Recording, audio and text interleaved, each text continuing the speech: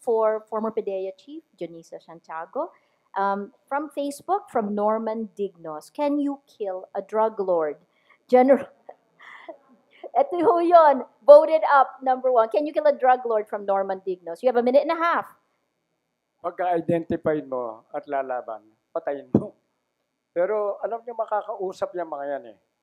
Pinag-uusapan natin ng barangay. Naniniwala ba kayo ang mga barangay captain, hindi nila alam kung sino drug lord sila? Naniniwala ba kayo na ang mayor hindi alam ang nangyayari dyan? Yung police chief hindi alam ang nangyayari? Ang sabi ko sa mga barangay captain na tinatanong ko at walang alam, sabi ko, umalis ka na dyan. Wala kang karapatan. So yung mga drug lord na yan, alam nyo, mahirap i-convict. Kaya nga Lord dyan maraming alalay, maraming pinambebenta, kaya maraming nakakulong dito yung patakbuhin. Nakakapagbayad sila. Kaya ang problema, pag dumating sa bilibid, nakakulong na, tatalunin ka sa kaso. Maraming tumalo sa akin sa kaso dahil mayaman sila eh. Pero alam ko sila, I submitted the list. Ewan ko kung anong ginawa nila sa listahan. Yung iba, politiko. Nasa narco-politics yung nag-iisip kayo, baka may narco-politics. Hindi baka meron na talaga. Matagal na yan na nangyayari. Kaya, may gagawin kami, maraming solusyon dyan.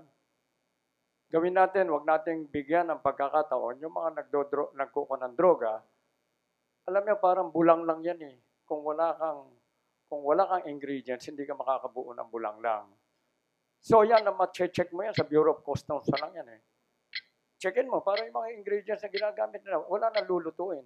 Abangan na lang sa yung network natin without our counterparts. Kailangan mo lang naman yung chemist eh. Pag na-control mo chemist, ang chemist natin puro foreigners. Walang local chemist. So, magagawa ng paraan yan without killing anybody actually. Maraming salamat. So, my follow-up question goes to the same topic. I mean, in these campaigns, the surprise, I'm not gonna actually ask that, sorry. This is, were you surprised by the fact that in these campaigns, drugs, crime, because partly of the campaigns of Rudy Duterte, who you're also allied with, right? That this has taken so much of national consciousness. Are you surprised by this, and what are you planning? What can you do about it? Which one? The fact that the main issue now, it seems, the spotlight is focused on crime, eradicating crime, law and order. Filipinos seem to be worried about this. Didn't seem to surface before to this degree. What do you plan to do with it? Kung, I'm not surprised. Nga sabi, ang statistics, 92% of all the barangays are drug affected. Kung titingnan nyo yung statistics ng crime, ang mga bulk ng crimes natin are drug related and directly drug related. Yan ang bulk ng crime natin. So, I'm not surprised anymore because alam niyo pati yung huli ng huli, ang production mo ng Minilab is 1 kilo per day. Ano? So if you have one kitchen laboratory pala, if you have one kitchen laboratory, they will manufacture 30 kilos a day. A month. Eh kung 10 kitchen lab yan, ilan na nahuhuli natin gramo-gramo? Walang katapusan yan. So itong droga talagang malaking menace. And I'm telling you, as a military commander, I never have any combat casualty. I was a record holder. No death, no dead, no wounded.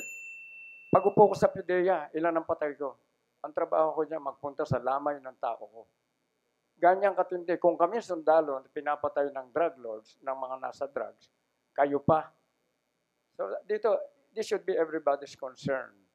And I'm not surprised. Sabi ko nga, nakatago sila eh. They have lawyers to face you.